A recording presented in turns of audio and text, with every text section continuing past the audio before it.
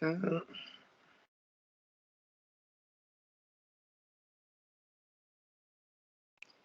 eu vou abrir essa pasta aqui, mas não é bem essa que eu quero falar, mas enfim.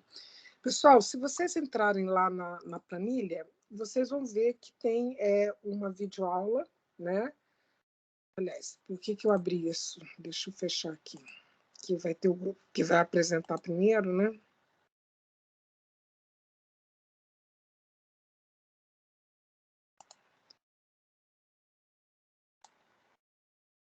Eita, o negócio aqui, quando o negócio é lento. Enfim, o que eu quero dizer é o seguinte.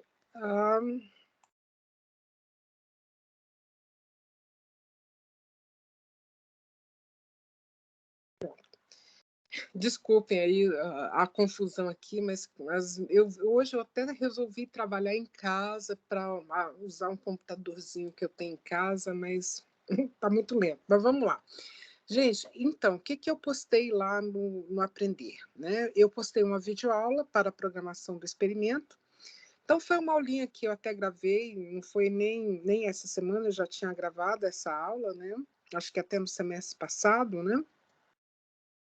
E lá eu explico como que você, uma vez que você tenha baixado o PsychoPy, como que você programa esse experimento que hoje eu quero apresentar depois da apresentação de vocês brevemente, né? E junto lá nessa mesma pasta tem as instruções escritas para a programação do efeito Stroop, né?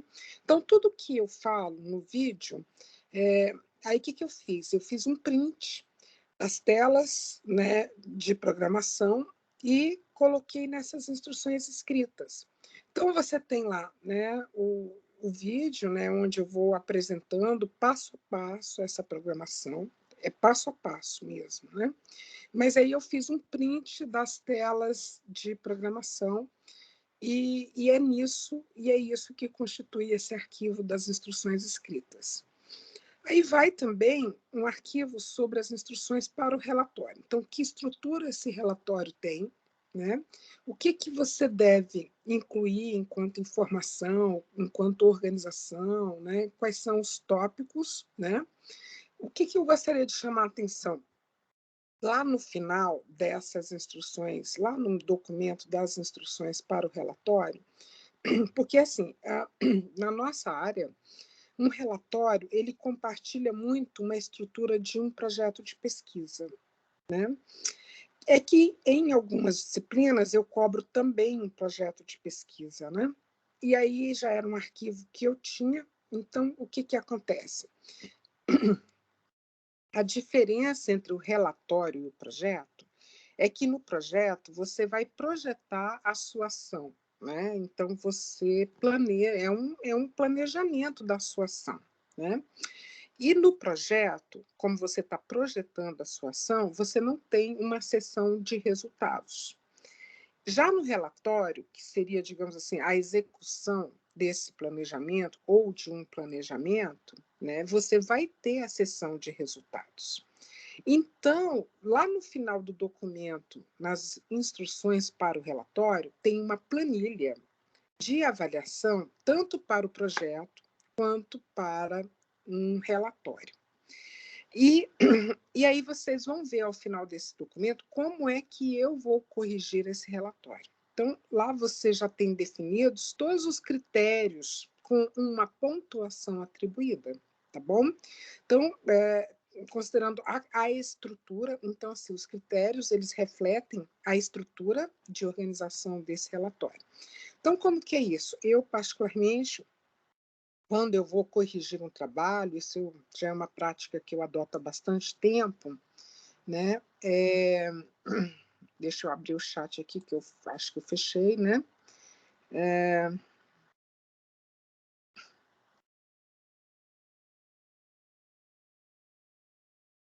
Temos que... Ah, tá. Bom, então, nós temos... eu venho trabalhando, isso já é uma prática minha há bastante tempo. Quando eu vou corrigir qualquer trabalho, eu gosto de definir os critérios e compartilhar previamente esses critérios com vocês. Então, o aluno tem a oportunidade de saber o que é que eu vou avaliar e como eu vou avaliar, tá bom?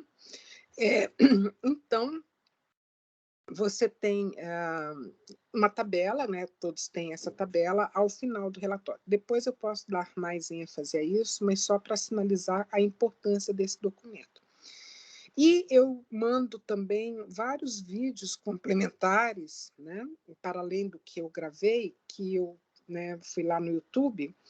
E tem um que é breve e apresenta o Stroop, tem um outro que é do desenvolvedor do PsychoPy, e tem alguns vídeos de um aluno nosso da pós, o Marcos Lima, que tem um baita domínio no PsychoPy, e criou um canal para falar muito disso, né?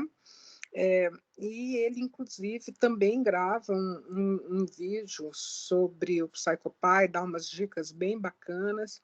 E o que é legal, especialmente de um dos vídeos dele, é que ele também traz, ao final, acho que é o vídeo 1, se não me engano, instruções para análise de dados, que eu não incluo no meu, tá bom? Então, eu gostaria que vocês tentassem fazer o exercício e na terça-feira, vocês me dariam um feedback se vocês conseguiram ouvir, se vocês, né, tiveram alguma dificuldade para instalar, para seguir as instruções. Então, sinceramente, eu gostaria muito que até o final da semana que vem, vocês já tenham pelo menos programado esse experimento, que aí depois é coletar dados e elaborar o relatório. Tudo bem, gente? Alguma dúvida?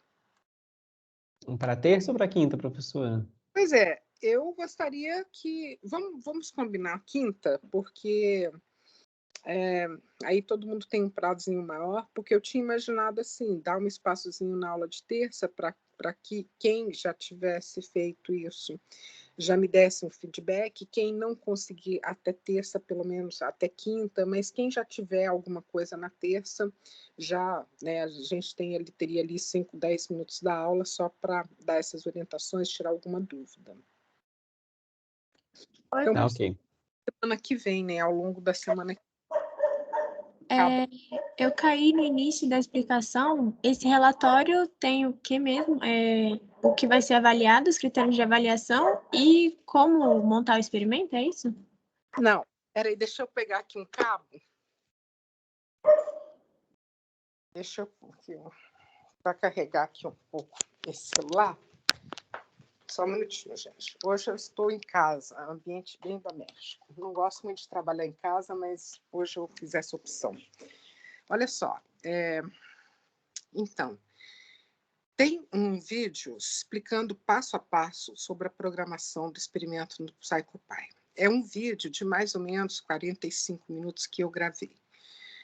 Se vocês tiverem saco, eu acho que uma boa forma seria assistir ao vídeo integralmente e depois fazer essa programação, porque pelo menos vocês entendem a lógica, né? Quer dizer, quem tiver tempo, quem tiver disposição, que assistir um vídeo assim às vezes é meio cansativo, mas enfim. Ou se vocês quiserem assistir o vídeo e ir fazendo a programação, ok. Agora, tem uma coisa que eu sinalizo no vídeo, que é o seguinte: ajuda muito, muito mesmo, ter já, antes de começar a programação, um arquivo Excel e um arquivo Word. Então, pelo menos deem uma olhada nas instruções escritas para prepararem esses arquivos Excel e arquivo Word. Porque quando vocês começarem a programação, vocês vão precisar desses arquivos, tá bom? Do arquivo Excel e do arquivo Word. Então, acho que a minha sugestão seria: comecem pelas instruções escritas, né, pelo menos para saber quais são os arquivos, e o conteúdo desses arquivos são arquivos curtos, tá? Bem enxutos mesmo. E aí você vai para assistir o vídeo.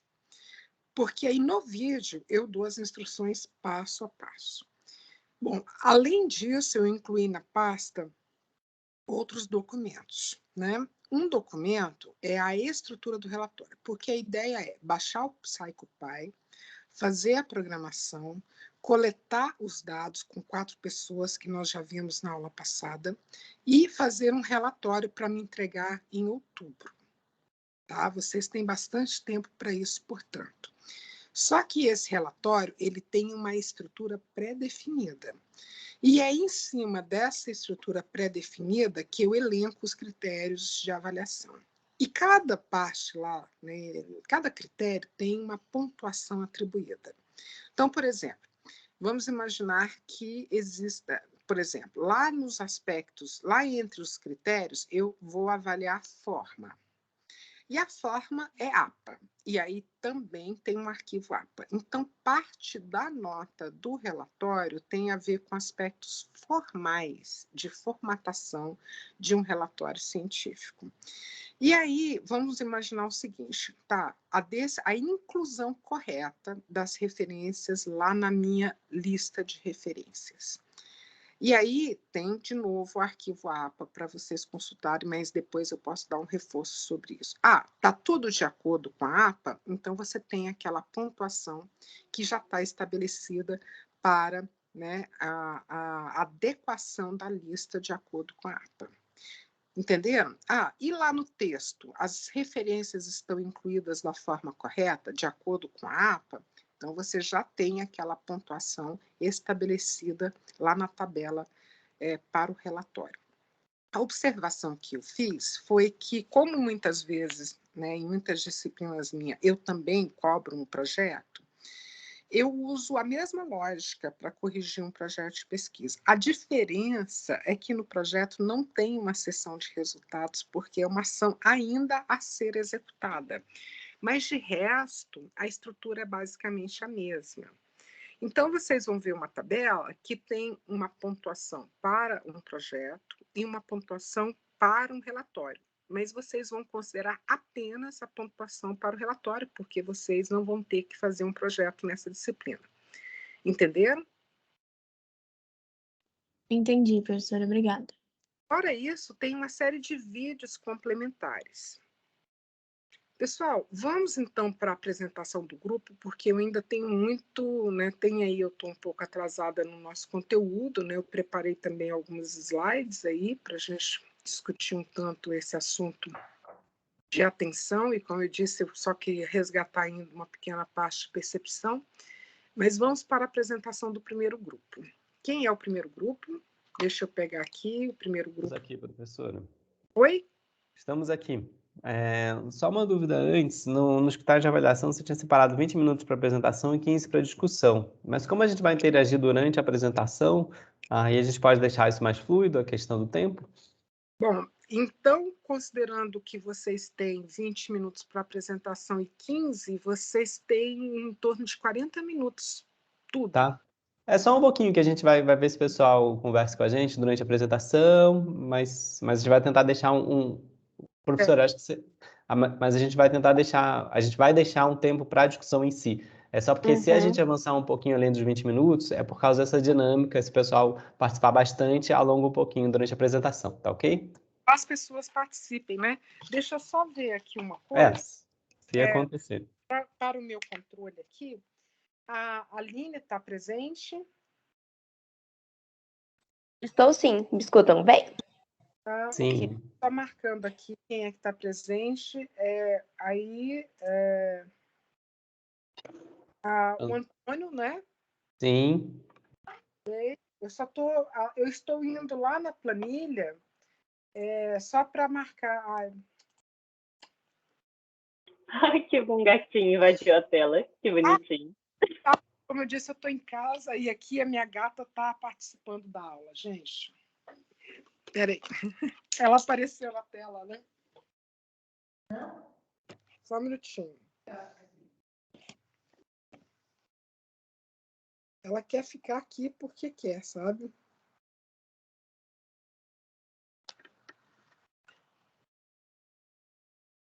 Gato é assim mesmo, professora. Ainda mais que o computador é quentinho. O Antônio está presente, a Isabela está aí? Sim, a Isa está aqui. Tá. A Larissa? Estou presente. E a Laura. Aqui. Então, todos os membros presentes. Então, deixa eu só anotar aqui, Aline, Antônio,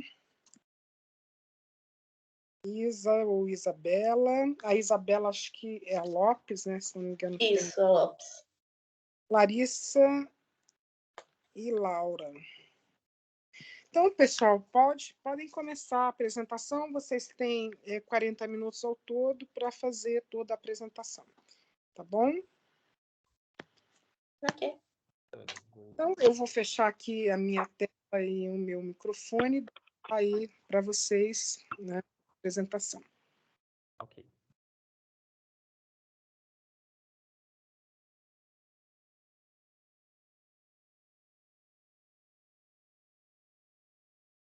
A minha tela, gente.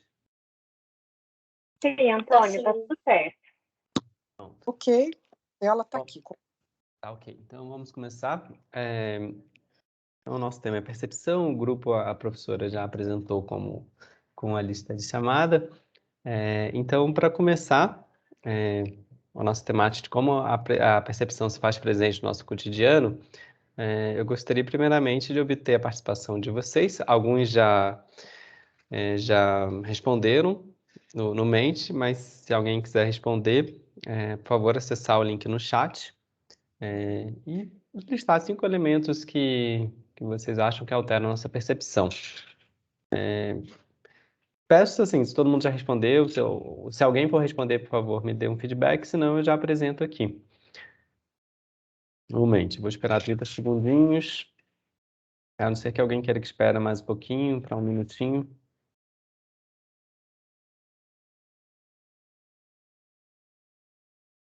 Estou tentando responder, mas está lento pelo computador. Eu vou tentar pelo celular. Tá, ok. A gente aguarda um pouquinho. Colegas, vocês estão marcando o tempo? De grupo? Tô marcando aqui. Valeu, Isa. Aí dá um toquezinho quando tiver 1 minuto, mas só, a não ser que a professora esteja respondendo ainda.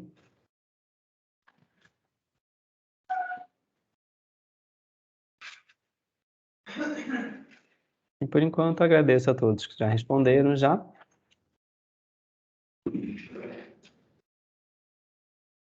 Nós tivemos bastante respostas. Obrigada, gente, por ter colaborado.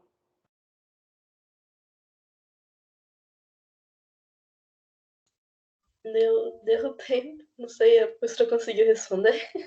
Professora, você conseguiu responder? Bom, enquanto isso, só comentar uma coisa, que foi a seleção de artigos ficou bem interessante, né, da professora, a gente ficou em dúvida e tal, e acabamos escolhendo 3 artigos. Alguns a gente vai apresentar brevemente, e outros a gente vai explorar mais, com um pouquinho mais de profundidade, mas que a gente gostou muito desses e quis compartilhar, né, para ter um pouquinho mais de diversidade, mas não vai dar tempo de aprofundar em todos. Então, eu vou apresentar aqui o Mente, vou alternar aqui desculpe, vamos aqui para o Mente. Vocês estão vendo direitinho, né, o Mente, agora, né? Então, apareceram vários elementos que, enfim, que eram esperados, como drogas, né? E é que eu lembro da questão, né, que pode ser tanto drogas lícitas quanto ilícitas, né? Quando as pessoas vão fazendo endoscopia, ficam com a percepção alterada também, né? Como acho que a professora já trouxe essa discussão. Aprendizagem, memória, eventos antecedentes, lembrando a disciplina de análise de comportamento, fatores ambientais, experiência, subjetividade, cognição também, muitas coisas interessantes, mas não surgiu uma palavra associada com um dos artigos, que a gente achou muito interessante. Então, vou retomar a apresentação.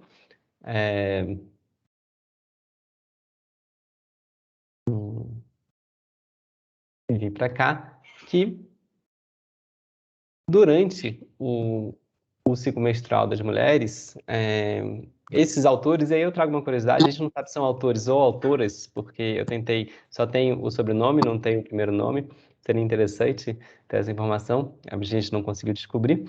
Eles verificaram que sim, de acordo com a fase do ciclo menstrual, tem alterações no limiar de percepção sensorial, que é identificado como a primeira sensação de corrente, corrente elétrica mesmo, ao aumento da intensidade e aumento da intensidade, né, da corrente, e o limiar de resposta motora, que é a mínima contração muscular detectada. Então, aplica uma corrente e vê se tem uma contração muscular. Então, na fase proliferativa, tem aumento, tem a melhora nos dois limiares, e na ovulatória só no de percepção sensorial, e na pré-menstrual tem um decaimento nesse limiar de percepção. A gente não vai se estender nos porquês, mas os autores citam muita influência hormonal do estrogênio, que afeta positivamente, e a progesterona negativamente, porque eles influenciam neurotransmissores como o GABA e uma série de outros fatores, como o funcionamento do sistema límbico. E artigos citados nesse trabalho relataram variação na performance de atletas de alto nível conforme a fase do ciclo menstrual. Embora, assim, aí eu também fui em outras fontes, em notícias, a percepção de atletas sobre a performance no período menstrual, por exemplo, ela varia entre neutra, negativa e positiva, né, na percepção. Mas ainda assim, mulheres relatam preconceito também, né, um outro fator que a gente vai abordar, que é a influência cultural na percepção, né, que elas relatam preconceito com pessoas dizendo que a performance foi pior delas porque elas estariam no período menstrual. E muitas vezes isso não era verdade, né?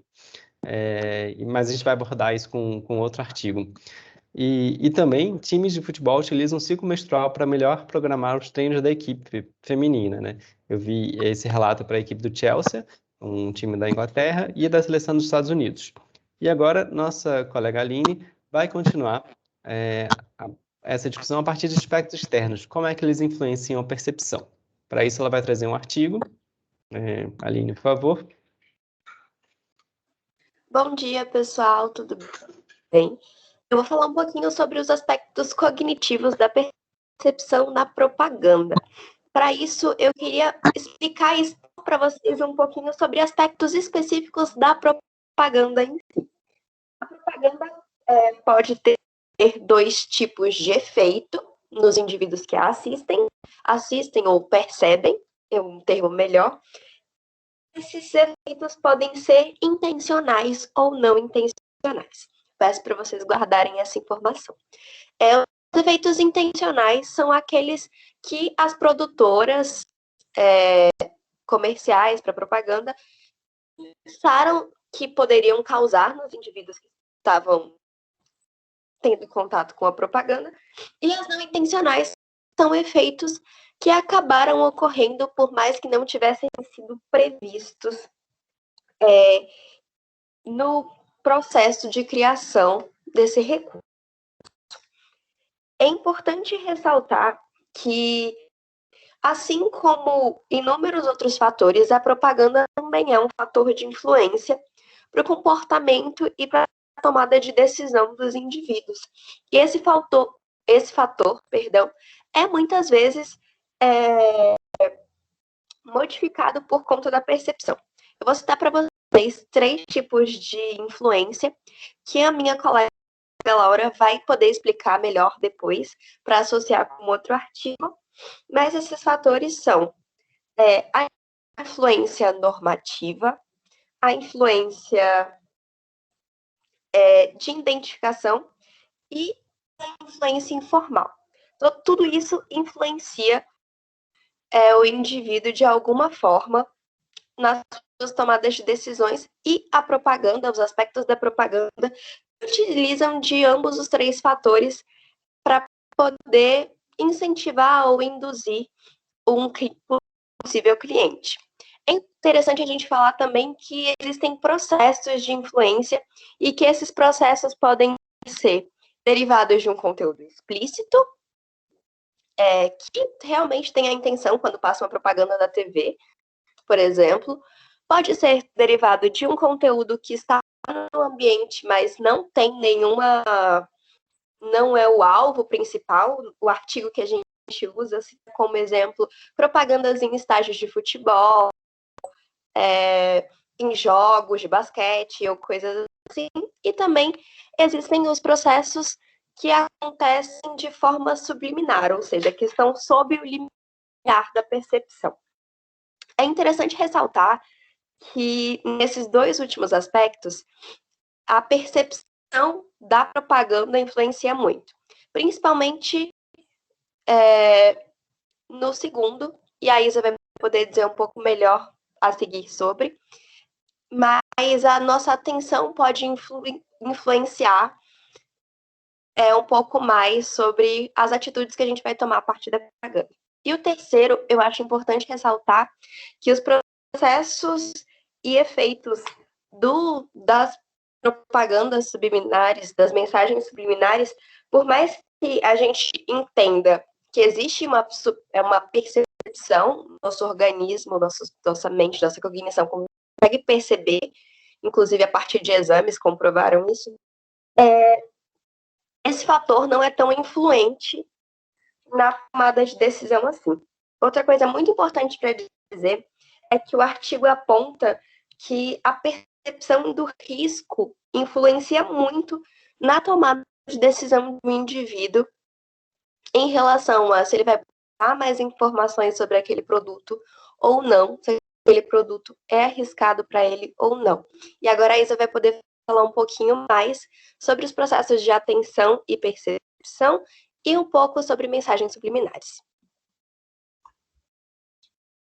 Então, gente, a nossa apresentação é sobre percepção, mas é muito importante ressaltar que a atenção influencia bastante na percepção de tanto em propagandas mais colocadas em campos, coisas assim, e mensagens subliminares. Como vocês veem a fala aí, a percepção do que está sendo visto muda conforme o objetivo e intenção do observador se altera, ou conforme a sua atenção se altera. Ou seja, por exemplo, quando você está vendo um jogo de futebol e tem lá os vários banners com propaganda da Coca-Cola, da Nike, a da Pepsi, com a Coca da Pepsi junto, o seu foco realmente não está nas propagandas em si, mas está no jogo que está passando. Mas mesmo você não estando concentrado nas propagandas que estão ali do lado, jogadas, você consegue meio que percebê-las, mesmo que não focando, prestando atenção realmente nelas. Isso também fica muito claro como mensagens subliminares, porque, por exemplo, quando fizeram um estudo nessa pesquisa, certo? Que eles apontam isso, na verdade, onde eles apresentam uma palavra grande, assim, sei lá, que escreve caneta. E embaixozinho, muito pequenininho, eles colocam, sei lá, borracha. Só bem pequenininho assim, só para ser uma mensagem subliminar.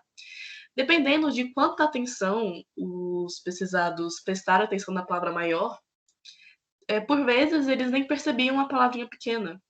E tem vezes que sim, mesmo não sendo o foco deles. Então, a atenção, ela limita o quanto você percebe uma coisa ou não. Inclusive, agora a gente vai ver um videozinho que mostra como as empresas tentam enfiar propaganda em tudo, mesmo que não faça sentido.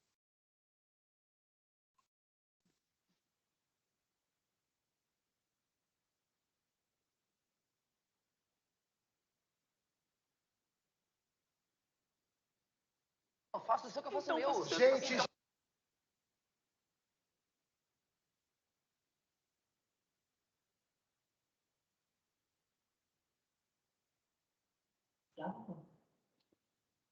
Gente, tá um pouquinho devagar aqui. Eu vou tirar e vou. gente, atenção aqui, notícia Acho que boa. foi. Opa, Vai Multilaser assim. tá com uma campanha forte, tá cheio de produto aí e querem fazer um merchan com a gente na novela das 6. Vamos lá, vamos pensar? Vamos nessa. Mas não era uma novela de época? Isso, Descobrimento. Assisti um capítulo ontem, inclusive, já reparei que tinha um merchan ali de Urucum.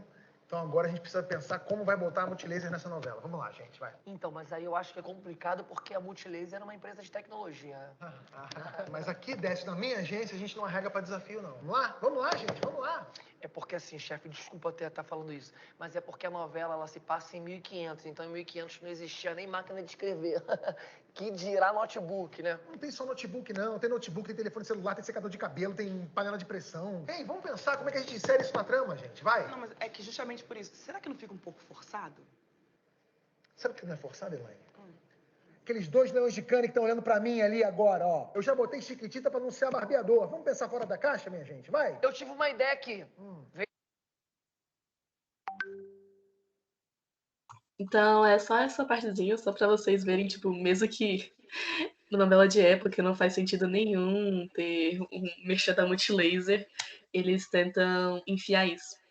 E por último agora já é só mostrar algumas logos com mensagens subliminares e tal, que muitas vezes você nem percebe assim. Assim, você percebe, mas nem tanto. Tem, por exemplo, a escola. A escola tem essa setinha redonda e circular que sempre fala pra descer redondo, né? Que é uma das frases da escola que eles sempre falam nas propagandas e tal. E na Toblerone, não sei se vocês já perceberam isso ou não, tem um ursinho. Bem no meio da montanha tem um ursinho com um levantadinho assim. Não sei se vocês veem ou não, enfim. E na Antártica, de longe, você consegue ver uma carinha, mas quando você olha assim, realmente são só dois pinguins se olhando. E agora, já é para os aspectos culturais com a Laura. Então, gente, como a Aline falou, as propagandas se utilizam de diversos aspectos da influência para justamente mover as nossas ações, nossos comportamentos para uma determinada direção. E a gente se pergunta como é que a nossa cultura ela é influenciada pela propaganda. E aí a gente tem 3 tipos de influência, que é a influência normativa, a influência por identificação e a influência informacional. Primeiro, que é a influência normativa, ela vai buscar conformidade ou recompensa direta de um indivíduo, onde ele vai modificar seu comportamento, as suas crenças, para justamente atender expectativas de um determinado grupo, para evitar julgamentos, para evitar sanções.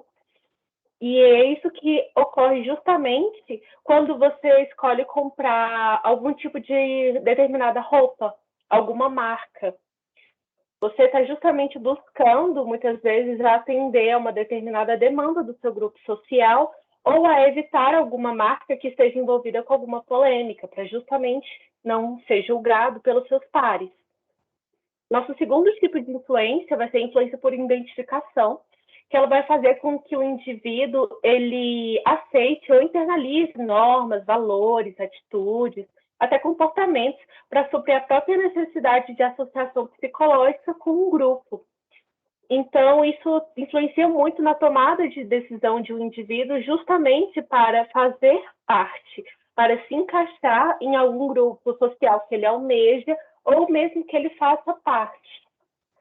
Por último, a gente vai ter a influência informacional, que ocorre quando o indivíduo, quando ele entra em contato com uma situação nova, tem dificuldade de tomar uma decisão e precisa de recomendações externas, que são do próprio grupo social que ele tem referência, ou de um especialista que apresente para ele informações e argumentos que validem aquela propaganda que ele está assistindo, aquela informação. Por exemplo, quando você escuta que Colgate é recomendado de 9 entre 10 dentistas, isso é uma influência informacional. Mas agora a gente vai puxar um tipo principal de influência, que é a normativa, para falar de um ponto muito interessante, que é a moda sem gênero. O que vocês acreditam que influencia na tomada de decisão ao escolher uma roupa sem gênero? Será que é realmente o julgamento dos pares? Vocês se sentem impedidos ou julgados caso tomassem alguma decisão que fosse ao contrário do seu gênero? Mas você sabe o que é gênero, primeiramente? Alguém quer jogar algum argumento? O que é gênero?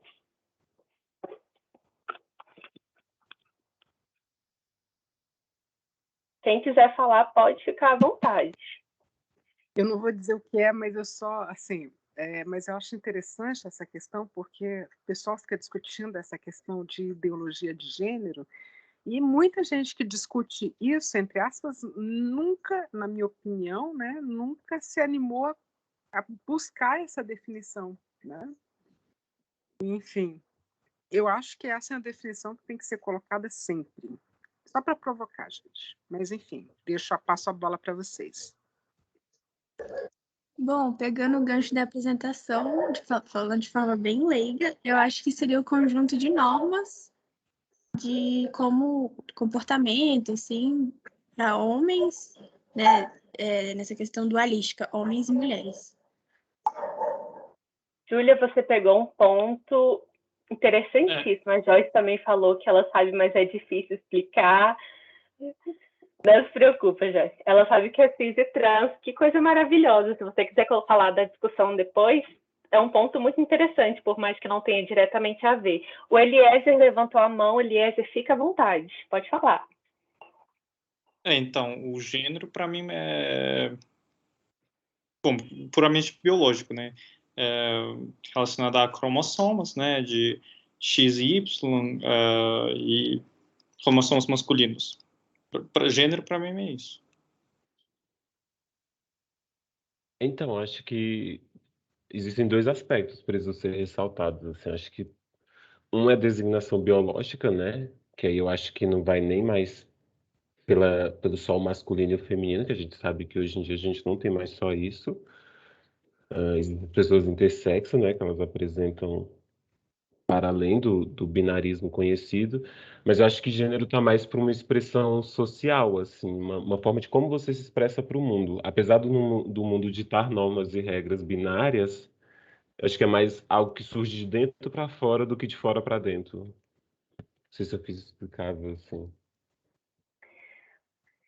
Muito obrigada pela participação de vocês. A Amanda, ela acertou, assim, no ponto. Construção social, exatamente. O gênero, ele é confundido com sexo muitas vezes. O sexo, ele é biológico, ele tem a ver com os cromossomos e com as nossas gônadas. Mas o gênero, ele é uma construção histórica, social, cultural. Ele diz respeito a um conjunto de ideais, de objetos, que a gente limita e coloca atribuído a um sexo. A gente pega uma série de objetos e fala que aquilo é atribuído ao feminino. A gente pega outra série de objetos e fala que é atribuída ao masculino. É uma construção com o passar do tempo. Um exemplo disso são as cores. As cores, elas são muito utilizadas. Azul para menino, rosa para menina, mas até o século XVIII, o rosa era utilizado como uma cor masculina, porque vinha do vermelho, era uma forma mais fraca do vermelho. Vermelho é virilidade, poder. Então, era usado para meninos, e o azul era considerado uma cor delicada, frágil, e era do manto da Virgem Maria, então era uma cor associada para as meninas. Olha só como as coisas mudam com o passar do tempo, como a gente constrói diferentes normas, como... Foi a Júlia que abriu a discussão, eu não me lembro. Perdão, Ju. Mas ela falou, são normas que a gente coloca e a gente acaba internalizando e seguindo. E sim, gente, as propagandas, as nossas percepções, elas influenciam muito na forma como a gente internaliza esses conceitos, tá? Agora a Larissa vai falar um pouquinho sobre a moda sem gênero para vocês, tá? Bom dia. Sim, como a Laura falou, eu vou falar sobre os aspectos que nós escolhemos que podem motivar ou impedir o progresso da moda sem gênero na nossa sociedade. No contexto de um sistema heterocentrado com padrões sociais, nós podemos nos indicar que tipo de moda está sendo publicada a específicas audiências e como elas influenciam a perspectiva que a sociedade tem, associando ao que será considerado feminino e masculino. Também como influenciando as pessoas a conformar-se a essas normas sociais e evitar sair do padrão para não serem excluídas dos seus grupos sociais. A propaganda que nós fomos expostos também são vistas nas mídias sociais, que consumimos todos os dias. E estas mídias sociais analisam os usuários e baseiam vários aspectos, incluindo o gênero, para anunciar modas usualmente associadas ao sexo. Os tamanhos vendidos também podem afetar a perspectiva de o que pertence a diferentes gêneros, como as lojas vendem uma ideia de sucesso pelos corpos que apresentam, e também como as ilustrações utilizadas em livros acadêmicos de moda ainda incluem estereotipos de gênero criados em um contexto europeu, excluindo as figuras de outras raças. Por exemplo, essas ilustrações não incluem mulheres com ombros largos, homens com baixa estatura, mulheres com a cintura não definida, homens com a parte inferior do corpo maior que a parte posterior do corpo. E essas associações de corpos ideais por gênero podem trazer dissatisfação a algumas pessoas, impedindo-las de se aventurar a consumir roupas da seção de gênero oposto, por vergonha de não se conformar ao corpo ideal do seu gênero. Mas também pode motivar as pessoas a consumir moda da seção do gênero oposto, que providencia roupas para seus atributos. E a moda sem gênero propõe o estranhamento da associação de certas cores e vestimentos a exclusivamente um certo sexo, criando vestuários que possam normalizar ser vestidos por todos os corpos, não importa que sexo. E sim, essa foi a nossa apresentação. Obrigada.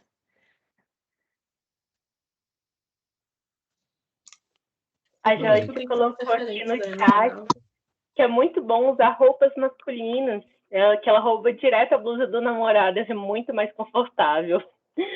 A Lúcia apoiou, gente, obrigada pela participação, e é isso mesmo, vamos conversar mais sobre isso. As roupas masculinas são realmente mais confortáveis, e eu tenho uma reclamação a fazer, que as estampas masculinas muitas vezes são mais interessantes que as femininas. É triste você procurar roupas de super-heróis e só encontrar estampas legais nos meninos e não encontrar o seu tamanho. É bem frustrante. E é interessante, né, que você vê que a gente está discutindo moda sem gênero, mas a gente estava migrando para a moda do gênero oposto, talvez, né, ou enfim, ou do outro gênero, né, porque a gente está falando das meninas usando roupas de meninos, e aí eu quero trazer o outro lado também, né, tipo, eu já usei saia algumas vezes, tá em casa, enfim, tá sem short, pegar saia emprestada, achei muito confortável, mas não uso, porque dá uma preguiça incrível do olhar dos outros, né, mas adoraria ter mais essa opção se eu não tivesse esse olhar chato dos outros, né, inclusive eu cresci no Rio de Janeiro, né, e lá no Teatro Municipal não pode entrar de bermuda, mas as mulheres podem entrar de saia, né? Eu sempre falo, um dia eu vou de bermuda e vou levar uma saia na bolsa para conseguir entrar no Teatro Municipal, mas acabei não fazendo isso, né? Mas enfim. Então, se quiserem chegar junto nessa discussão, rolou bastante coisa aqui no chat, vamos pegar aqui. A Lúcia está falando que as roupas femininas, elas são apertadas, acinturadas e bem coladinhas. Realmente, Lúcia, a maior parte das modelagens, elas são assim mesmo, e é um fator bem excludente, não é? Porque muitas mulheres que são gordas, elas reclamam já há muitos anos, e com razão, que as modelagens, as numerações nas grandes lojas são muito limitadas, e elas acabam não consumindo as coisas que elas querem, se sentem representadas e confortáveis, porque elas não são incluídas como o público-alvo dessas grandes corporações, de quem está idealizando essas modelagens. A Joyce falou que no ensino médio um professor usava saia e era a sensação do colégio. Incrível. Só um comentário, pessoal. Vocês me ouvem, né? Sim. Não sei se vocês já tiveram a curiosidade de consultar aquele material que virou uma discussão tremenda, chamada o kit gay. Alguém já viu, consultou esse material? Já. Gente, eu particularmente eu acho que isso foi criminoso, né, na minha visão, né? Essa super deturpação, né? E ontem eu estava... É tão criminoso, professora, que na mesma época, uma das professoras do IP, ela foi perseguida também, né? Junto com esse processo todo dessa fake news, eu não sei se vocês conhecem essa história. Atualmente ela não é mais professora do IP, ela pediu transferência. Mas na mesma época, uma professora do IP foi vítima de fake news também, pela mesma pessoa, com deturpação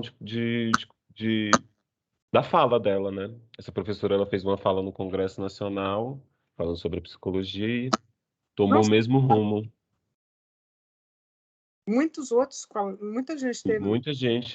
Ela foi representando o Conselho Federal de Psicologia, ela teve a fala dela toda alterada e jogada na internet, dando outra perspectiva sobre a coisa. totalmente atroz isso, né? É criminoso. Mas, enfim, eu citei porque... Agora, fazendo só 2 comentários. Ontem eu estava vendo na TV, e lá em Pernambuco, eles estão discutindo gênero, racismo. Quer dizer, de certa forma, algumas escolas mais progressistas reconhecem a necessidade, né, de discutir essas questões, sem talvez, assim, ontem na matéria, nada foi dito sobre questões de gênero, mas é claro que, para quem conhece o conceito, eram questões de gênero que estavam sendo discutidas, né? Então, eu acho que aquelas escolas, né? Porque, assim, eu sugiro fortemente que vocês consultem esse material. E uma das primeiras justificativas para a proposição desse material é de caráter, né, de conscientização, de prevenção. Então, você olha aí as taxas, né, de altas de feminicídio no país, crimes homofóbicos. Então, assim, como em vários outros países do mundo, a ideia era discutir isso precocemente, né, com o intuito de formar pessoas, digamos assim, né, que, como é que eu posso dizer, mais conscientes, né, enfim, que não descambasse aí para esse Professora, Oi. a senhora está falando isso, eu estou me lembrando também que essa é uma das premissas do nosso serviço de saúde, né, do SUS, assim. Uma das premissas das equipes, principalmente as equipes da unidade básica de atendimento, é justamente trabalhar, né, e é um pouco lidando com isso, assim, nessa parte da educação social de gênero, raça, classe, todas essas outras minorias, né? E esse é um dos trabalhos, infelizmente a gente não conseguiu adentrar as escolas, né? Que não vai ser tão fácil, mas os nossos profissionais da saúde estão se incumbindo um pouco desse trabalho aí, dessa educação social, né? Mas a minha percepção, falando de percepção, eu não estou exatamente, né, nesse circuito das escolas aí, ensino fundamental, mas exemplo da matéria que eu vi ontem, e eu fiquei muito animada, eu acho que, de alguma forma, né, as pessoas driblam, digamos, isso aí, discutem, de fato, essas questões, né? Essa é a minha percepção.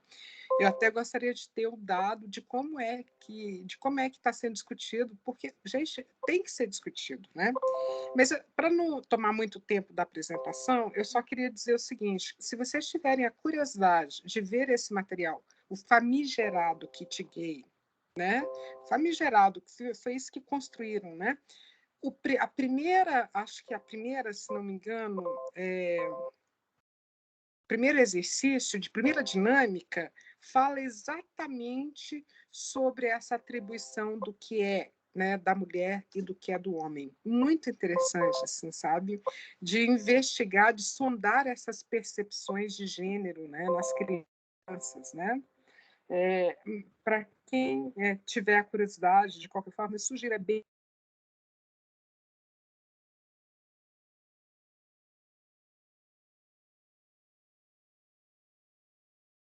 tentar.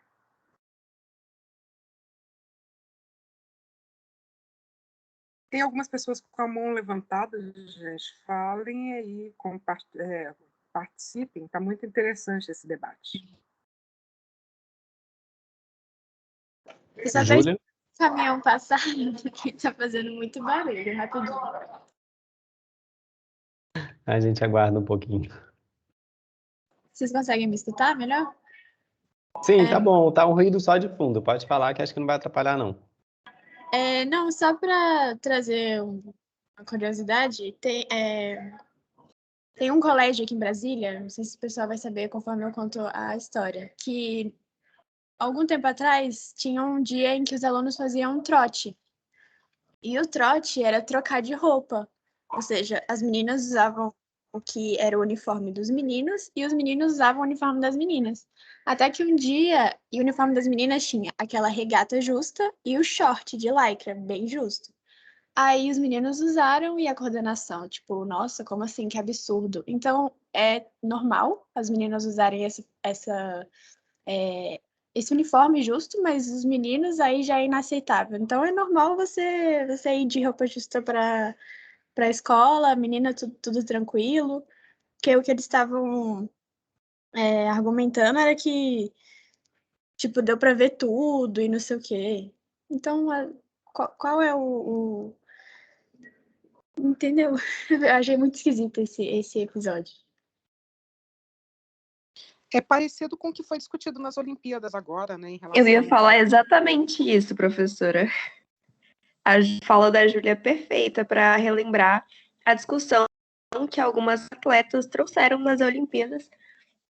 Eu não vou lembrar, mas tinha um time de vôlei de praia, eu não lembro qual era, mas também as atletas da ginástica, se eu não me engano, do Azerbaijão, protestaram, inclusive, vestindo um colã todo preto, de mangas longas, sem nenhum detalhe, para estimular essa discussão de por que os homens podem se vestir confortáveis, em muitos casos, as mulheres precisam estar com seus corpos expostos, e a equipe de vôlei de praia, inclusive, foi multada por não estar com os biquínis.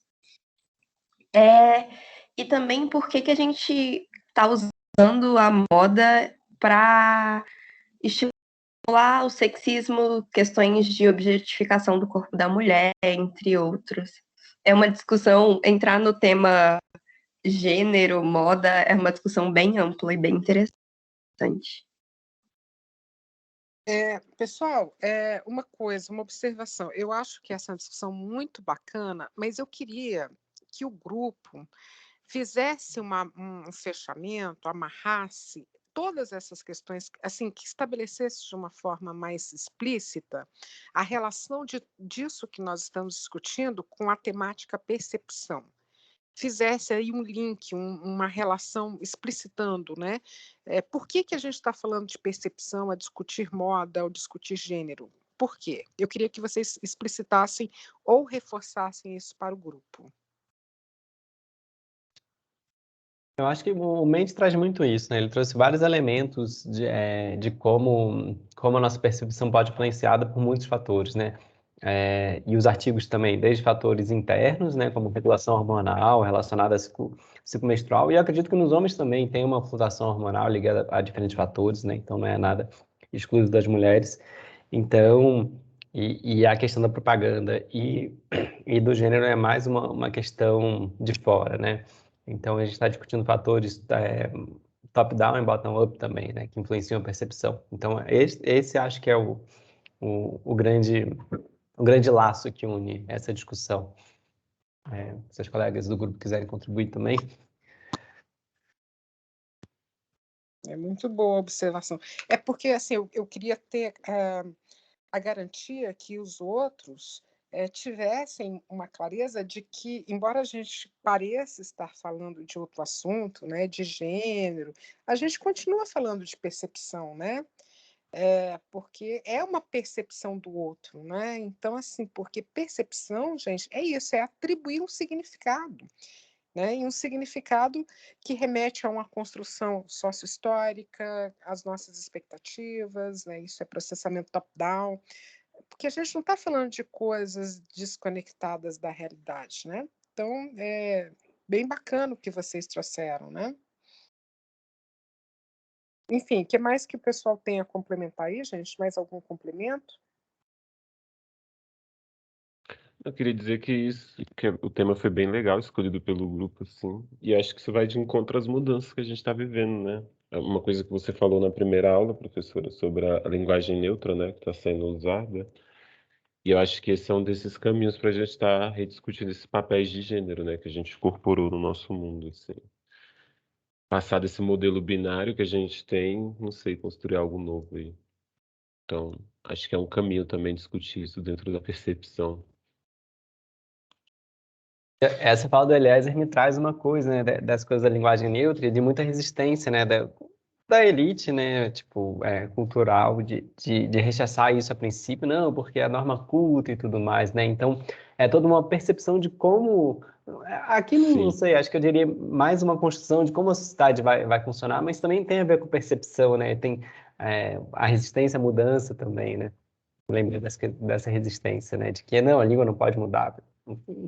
Não, e querendo ou não, a gente, né, quando a gente está falando de gênero, a gente toca na fala de gênero, ainda mais na linguagem sem gênero, que está para além do modelo binário, a gente mexe com com as formas estruturais da sociedade muito grande, né? A gente vai lá na base do nosso modelo para mover tudo. Sim, e tem a ver com percepção de mundo. Desculpa, Bela, pode falar. Não, inclusive, assim, amarrando isso com moda, é muito claro, assim, história, que, tipo, perucas, assim, pra brancos, né? Porque na África já tinham peruca, é uma coisa mais cultural, mas perucas lá na Europa foram criadas para homens usar, maquiagem eram para homens, salto era para homem, e hoje em dia isso tudo inverte, então, assim, as pessoas existirem essa mudança, achar que o mundo não vai mudar nunca. O que é um grande engano, eu acho. Porque a língua, né? Não, pode falar, professora. Seria uma pequena divergência. Não, é essa visão de que as coisas são cristalizadas, né? Obviamente, não é bem assim, né? Sim, sim. Eu quis falar divergência de assunto, não divergência com o que a Isabela falou, na verdade, assim. Mas que isso também me lembrou, assim, em relação à questão do ciclo menstrual, né, de como, e eu comentei isso em relação à Sai, né, como a percepção do outro em relação a nós também impacta a nossa vivência, né. Muitas atletas relataram ficar muito constrangidas de quando estavam menstruadas para ir treinar ou para ir competir, com medo de manchar o kimono e tudo mais, né, com medo do que os homens iam achar. E uma delas, assim, na dúvida, foi falar com a nadadora que foi campeã olímpica na maratona aquática, é a Ana, alguma coisa, eu esqueci agora. E ela falou, não, dane-se, tipo, a gente menstrua, todo mundo sabe disso, se sujar a areia, cobre, se sujar o maiô, tanto faz. E é isso aí, né? Então, como a gente tem que lidar com essa pressão da outra pessoa em relação a nós, né? Para conseguir existir no mundo, né? E aí também trazendo uma notícia, depois eu vou partilhar, que achei bem interessante, tem competidores, equipes que regulam o ciclo para que em dada competição o ciclo menstrual esteja na fase escolhida para atleta competir, né? Tem atleta que não se importa, que não vê diferença, né? Mas varia muito entre essas mulheres, né?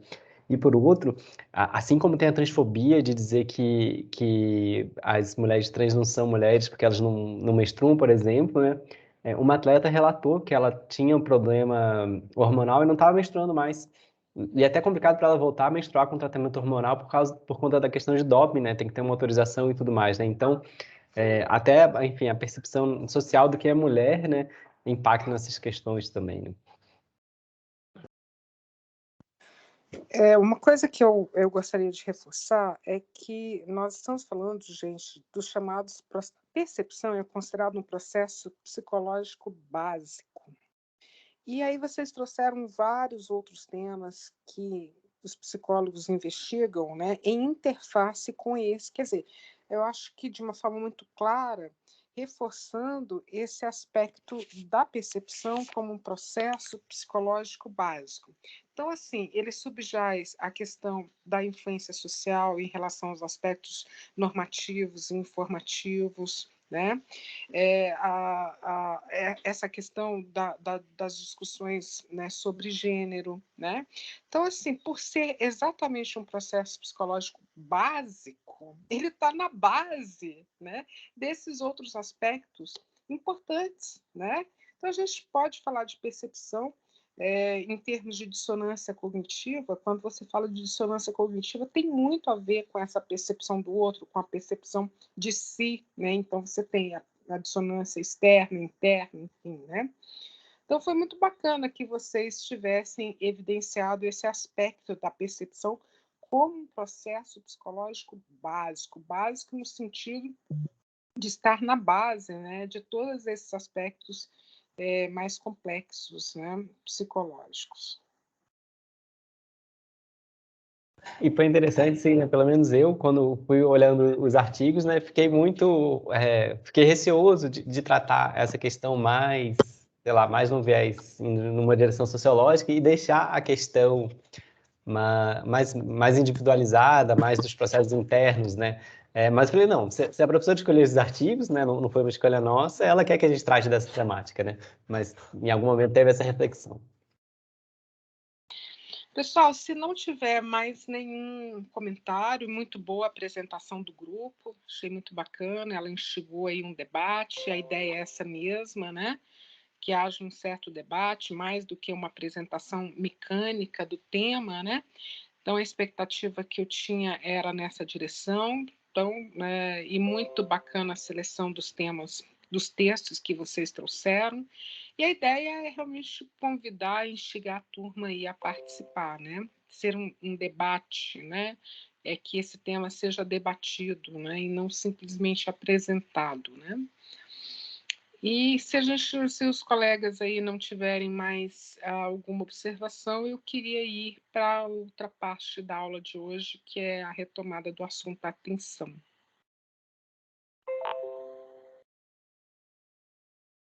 Tudo bem? Eu acredito que a gente pode prosseguir, professora, não sei. Eu queria só fazer um comentário final, professora. Dar os parabéns ao grupo e à turma toda por empenho a falar sobre esse tema, porque, sei lá, quando eu entrei na UNB em 2015, a gente falava sobre esse tipo. Na UNB em 2015, isso era um tabu, assim, às vezes, dentro de sala de aula. Levantar temas como esse, até dentro de sala de aula mesmo, de que o tema era sobre gênero, a discussão foi aflamada e foi silenciada, assim. Então, parabéns ao grupo e pelo tema. É isso aí, parabéns, eu endosso aí a sua fala.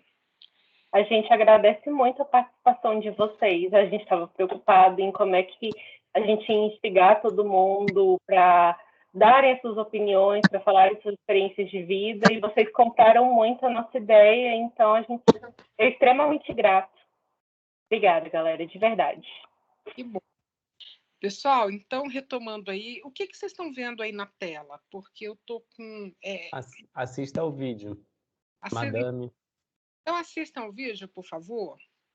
Vocês podem dar um play aí, eu vou junto aqui para eu ter uma noção do tempo. Está em inglês, mas é fácil. Acho que eu não estou com som, não. Acho que tem legenda. Tem. No meu tá aparecendo normal, tá tudo certo.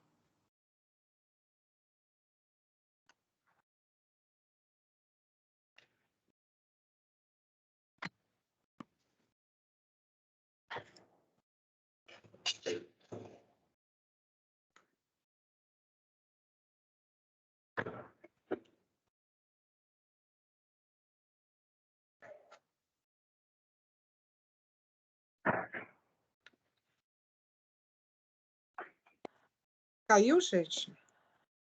Caiu. Sim. Caiu para mim aqui. Eita. Hoje está com minha parte. Alguém conseguiu assistir? Sim. O meu voltou aqui. Eu tava assistindo sim também. Gente, assiste no YouTube, eu botei o link aí no chat, que eu acho que não dá esse problema. Quando a professora compartilha o vídeo, se você dá play e depois clica no símbolozinho no YouTube embaixo à direita, ele abre o link no navegador. Eu não sei se é só comigo, mas eu consigo assistir aqui direto. Eu só coloco o play e eu consigo ter acesso ao slide, tranquilo. Eu consigo, mas de vez em quando ele pausa, tava sem áudio. Por isso que no YouTube evita esse problema. Quem tem com internet ruim. Assistam no YouTube. Tem como vocês ligarem, acessarem o YouTube?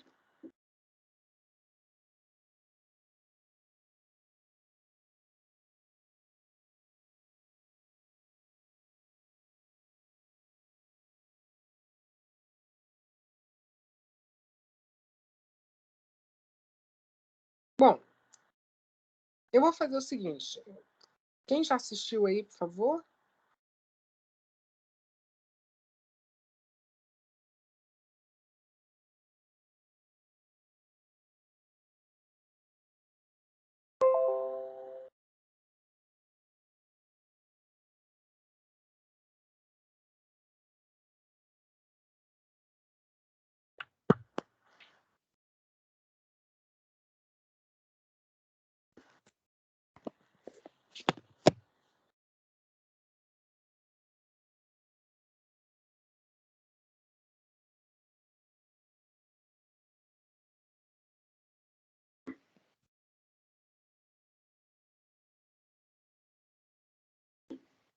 Terminaram?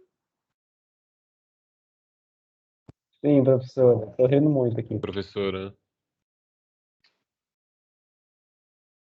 Gente, toda hora tá caindo esse negócio de trabalhar no meu computador de casa, não tá funcionando. Que coisa. Mas, enfim, para quem viu, para quem não viu, depois vai ter oportunidade. O que chama a atenção esse vídeo? O que vocês poderiam destacar desse vídeo aí que vocês assistiram? O fato da gente não prestar atenção em tudo que foi alterado, né? Então, principalmente. Eu não prestei atenção em nada do que foi alterado. Mas você falou que no aeroporto foi modificado? Ah, sim, tudo.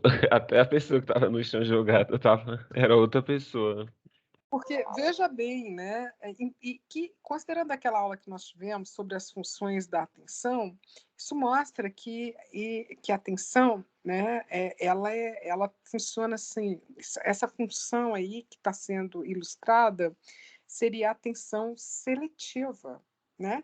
Então, o fato de você acompanhar o narrador desvia a sua atenção de outros aspectos da cena, e olha quanta coisa nós podemos perder aí, né? Muita coisa, né? Para quem não conseguiu assistir, que assista depois. Aqui é o efeito Stroop. Diga, Lúcia. Professora, era mais uma dúvida mesmo, porque vendo esse vídeo, sei lá, acho que intensificou mais a minha ideia de que eu sou muito, muito desligada das coisas.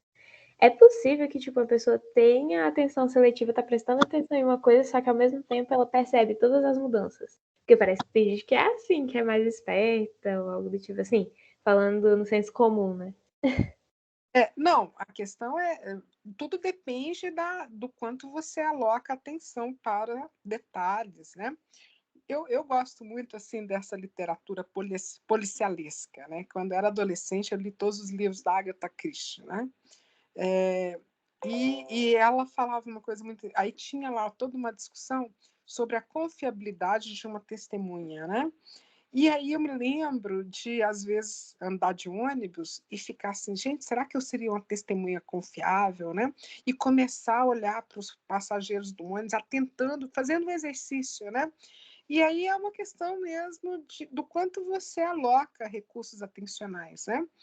Agora, fazendo uma ponte com a parte lá de percepção que faltou e aproveitando aí a oportunidade dada com essa pergunta, tanto em atenção quanto em percepção, quanto em memória, em relação a qualquer outro processo cognitivo, mas especialmente em relação à atenção e percepção, nós vamos ter, às vezes, né, em função, geralmente, de lesões cerebrais, né, alguma coisa, principalmente no caso de percepção, um efeito, né, sobre essa capacidade de perceber ou de atentar para, né? No caso da percepção, a gente tem as chamadas, digamos assim, todo mundo não, mas já ouviram falar no homem que confundiu a sua mulher com o chapéu? Demais. Eu li há muitos anos e fiz um seminário bem legal em neuro lá na UFBA. Na verdade, eu sugiro muito a leitura de Oliver Sacks, né, que ele traz esses casos, né, a partir da experiência dele. Gente, para quem não conhece, o homem que confundiu a sua mulher com o chapéu, lembram que quando a gente falou de percepção, a gente estava falando muito na capacidade, nas várias teorias para reconhecer as coisas? Então, o que esse sujeito fazia? Ele, um dia, né, numa consulta médica, ele tenta colocar a cabeça da mulher dele sobre a sua cabeça, ou seja, ele confunde a mulher dele com o chapéu. Então, nós temos aí um quadro de agnosia, né, perceptual, ou seja, né, essa incapacidade de reconhecer a cabeça da mulher dele como sendo uma cabeça e não um chapéu, né?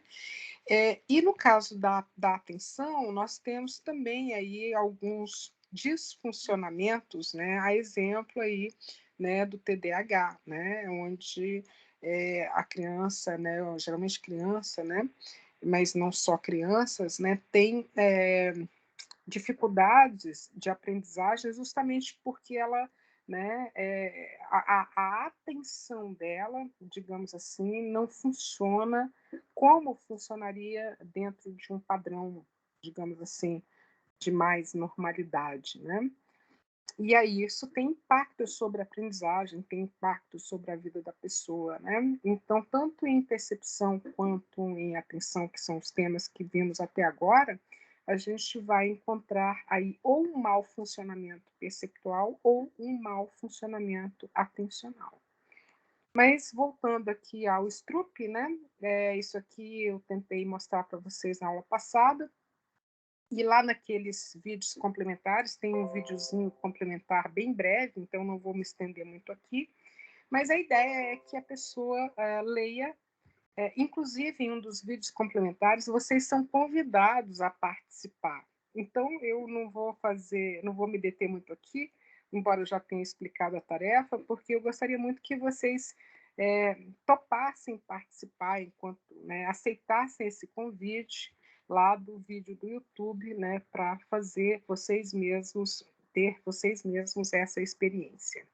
Mas, enfim, aqui uma definição de atenção é o meio pelo qual nós processamos ativamente uma quantidade limitada de informação, né? A partir de uma enorme... Então, nós somos bombardeados por estímulos, mas quando você fala de atenção, você está falando de um processamento mais ativo, mais profundo, né, de uma quantidade limitada, né, de informação em meio a esse bombardeio, né? Então, por isso que a gente tem aquela função da atenção, atenção seletiva, onde a gente vai, né, selecionar um estímulo-alvo para esse processamento mais ativo. Já vimos, né, a inclusão dos processos conscientes e inconscientes, né? Essa questão de sempre falar de atenção enquanto recursos mentais limitados. Já vimos as funções da atenção na aula passada, né? Aqui já vimos também vigilância e detecção de sinais. Aqui eu falo de vigilância, atenção seletiva, isso tudo aqui nós já vimos, né?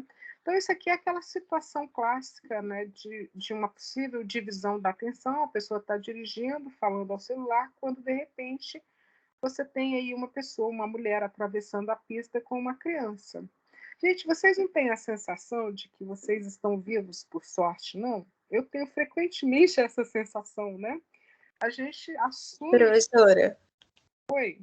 você falou isso, eu queria comentar, porque eu tô falando para todo mundo. Ontem apareceu uma cobra aqui em casa, uma cobra peçonhenta. Então eu realmente estou viva por sorte, porque foi uma sorte do caramba eu ter visto ela e ter avisado o pessoal para tirar. Pura sorte. Como é que essa cobra apareceu? Não faço ideia.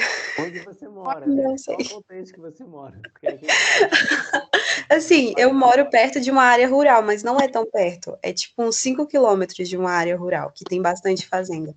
Então, para essa cobra chegar aqui, ela passou por rodovia, um monte de coisa. Não sei como apareceu. Vocês não viram no Lago Sul outro dia um bugio enorme?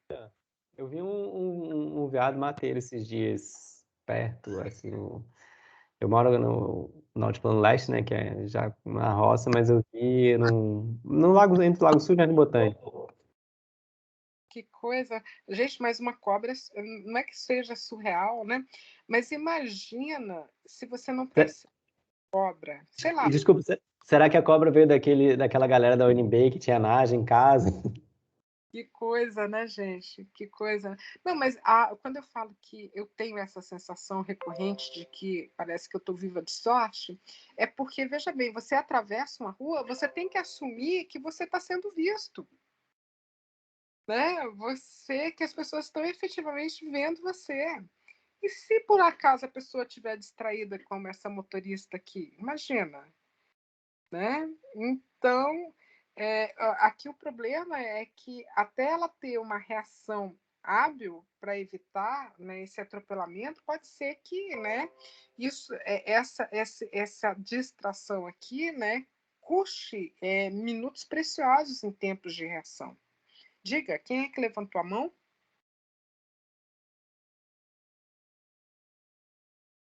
Porque quando você falou que você tinha a impressão que estava vivas e por sorte, eu lembrei na hora do caso do meu irmão. Eu tenho um irmão pequeno E quando ele tinha 1 ano e pouquinho, bem novinho, aprendendo a andar, a gente ia se mudar, né, de casa, então as coisas estavam todas vazias, encaixotadas. E ele aprendendo a andar, ele foi para a cozinha, ninguém viu. Ele tentou se equilibrar, eu acho. E ele se agarrou no armário e ele se pendurou no armário. O armário estava vazio e desparafusado. O armário caiu em cima dele. Só não esmagou o meu irmão, porque o armário era pesado, porque a geladeira travou o armário. A minha geladeira tem uma cicatriz enorme por causa disso. Né? Às vezes a gente está vivo por sorte mesmo. Gente, mas em relação àquelas funções da atenção, né, que nós vimos na aula passada, alguma dúvida sobre as diferenças entre busca, vigilância? A gente falou bastante sobre isso, né? Mas aqui só um exemplozinho de busca, né? Onde é que está a letra T aí? Alguém achou a letra T? Sim. Sim.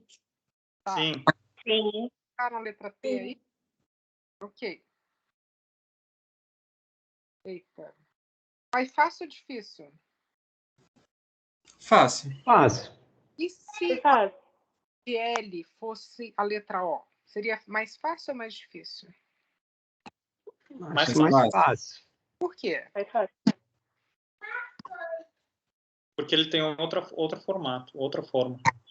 Né? Então, observem que é como se a gente tivesse... Sabe aquela teoria de detecção de características, por exemplo, a teoria do pandemônio do Selfridge, né?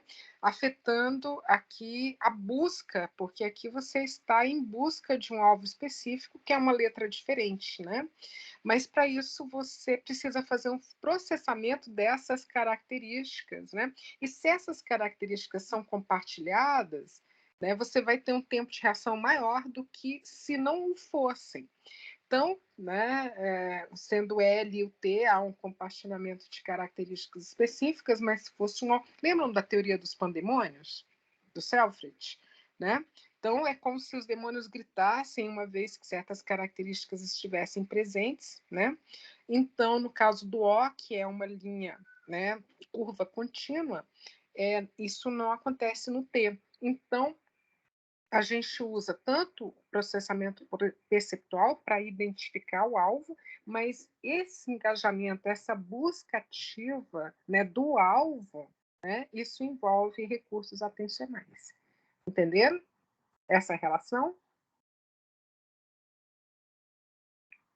Tá claro, gente? Sim. Então, isso aqui nós estamos falando. Professor, o Lucas levantou a mão aqui. Ah, tá. Desculpe, Lucas. Diga. Professora, uma dúvida mais específica que eu acho que pode ficar para o final da aula, para não desviar muito do tema que a senhora já está desenvolvendo agora. Ok. Aqui uma diferença que nós não vimos, que é a diferença entre habituação e adaptação. Bom, no que consiste esses conceitos? A habituação ela está relacionada a um ato de se acostumar com o estímulo de tal modo que aos poucos a gente presta cada vez menos atenção a ele, né? E a contrapartida é a desabituação, né? Então, o que acontece? Então, às vezes um estímulo nos chama muita atenção inicialmente, mas ele está presente sempre, vai indo, a gente deixa de prestar atenção. Mesmo que esse estímulo, independentemente da intensidade do estímulo, a gente se acostuma, né? Então, ele é acessível a um controle consciente. Então, por exemplo, você pode decidir ficar, né, ciente da conversa de fundo, né, ao qual você já tinha acostumado. Né? Então, por exemplo, quando eu vou trabalhar na minha sala, em um período normal, não pandêmico, a minha sala fica exatamente sobre o CA. E eu tinha um colega que ele reclamava muito do barulho, mas aquele barulho, por mais alto que fosse, não me incomodava. Eu meio que me acostumava com aquilo, né? Mas se eu quisesse prestar atenção à conversa, ao barulho que o CA fazia, eu conseguia deslocar, né, a minha atenção para isso, né? Não é muito vinculado, portanto, à intensidade do estímulo, né? Ou seja, não vai ser muito diferente se habituar a um som de um ventilador barulhento ou a um condicionador de ar, né, silencioso. Então você tem, né, aquele, sabe quando o ar condicionado do vizinho fica fazendo barulho e você se acostuma com isso? Tem gente que não, né, mas enfim, tem gente que se acostuma. Isso é habituação. Né? Ok? Entenderam? Ok, professora. Eu lembrei de uma história de quadrinho do Padono, os Guinhos, Zezinho e Luizinho. Eles iam dormir na roça e não conseguiam dormir porque era muito silencioso, ou tinha só barulho de passarinho. Aí o pai fazia uma traquitana com um moinho para bater panela para eles conseguirem dormir. O tio, né? Porque é engraçado que É, nós o tio. somos tios, né? Eles não têm pai e mãe, só tios. Ou vó, né? Tem a vovó do Donaldo, enfim. Estou rememorando umas coisas aqui. Mas isso me lembrou o marido da minha prima. Eu sou de uma cidade do interior, assim, né? Faz muito tempo que eu deixei a casa dos meus pais, mas enfim, a cidade do interior, né? E minha avó, na época, uma certa ocasião, criava galinhas em casa, né? A minha avó morava vizinha ali, tinha um quintal grande. E o marido da minha prima, que era de São Paulo, foi um dia visitar, né, a avó e tal. Ele achou ele morando em São Paulo, ele não conseguiu dormir por conta do barulho das galinhas, né? Mas morava em São Paulo, né? Enfim, vai entender, né? Ou seja, dá para entender, né? Gente, a adaptação sensorial, deixa eu dar um exemplo para vocês. Sabe quando você chega atrasado no cinema, já começou o filme e as luzes já se apagaram? E aí você entra e você, naquele primeiro momento, você não consegue ver nada. Mas parece que aos poucos a gente vai conseguindo, né, ver, divisar coisas que segundos antes a gente não conseguia. Todos já tiveram essa experiência, eu imagino, não? E aí, gente? Eu tenho mais quando eu vou dormir, que aí fica tudo apagado, aí de quarto você não consegue diferenciar nada, mas aí conforme vai passando o tempo você consegue ver o que é televisão, o que é cama. É porque a gente consegue, os nossos sentidos se adaptam àquele nível de estimulação.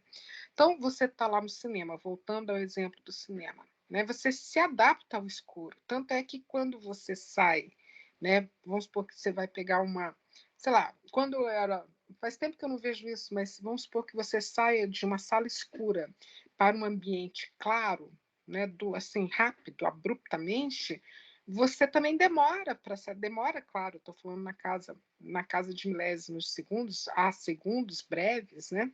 Você se adapta novamente àquele nível de intensidade de estimulação, mas há aí a necessidade de um tempo.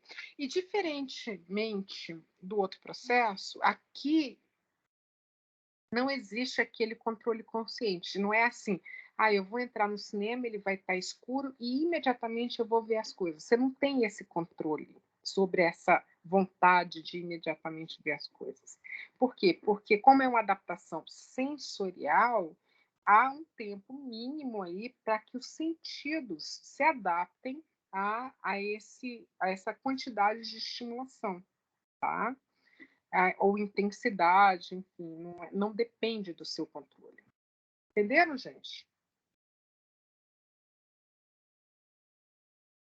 Entenderam? Então, por exemplo, se você entra numa piscina, inicialmente você sente frio, e logo depois você fala, essa água está gostosa. Isso é adaptação ou é habituação?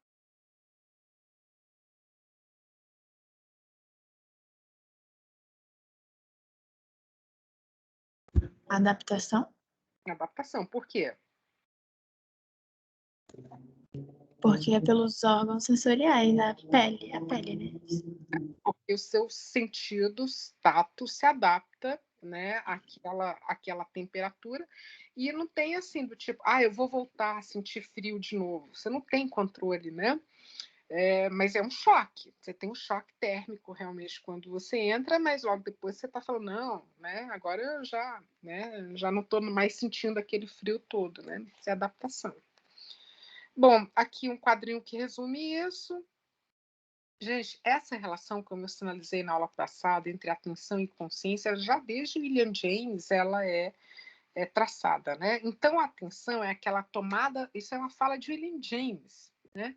Então, a atenção é a tomada de posse pela mente, de modo claro e vívido, de entre o que parece ser vários objetos ou linhas de pensamento simultaneamente possíveis.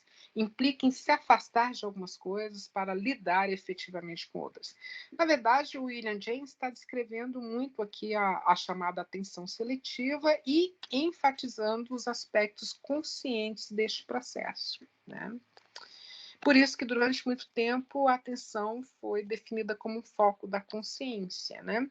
Então a consciência tanto inclui esse sentimento de percepção consciente, como o conteúdo da consciência, a partir, né, da qual você, né, pode estar sob o foco da atenção.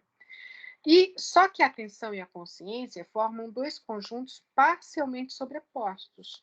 Porque em um dado momento, como eu já disse, os psicólogos acreditavam que a atenção fosse a mesma coisa que a consciência. Mas atualmente eles reconhecem que parte do processamento ativo da informação sensorial e da informação lembrada ocorre até mesmo sem consciência. A exemplo do que foi a apresentação do grupo anterior. Quando você fala de propaganda, né, você tem o processamento ativo da informação, mesmo que a pessoa não tenha grande consciência do que está acontecendo, né?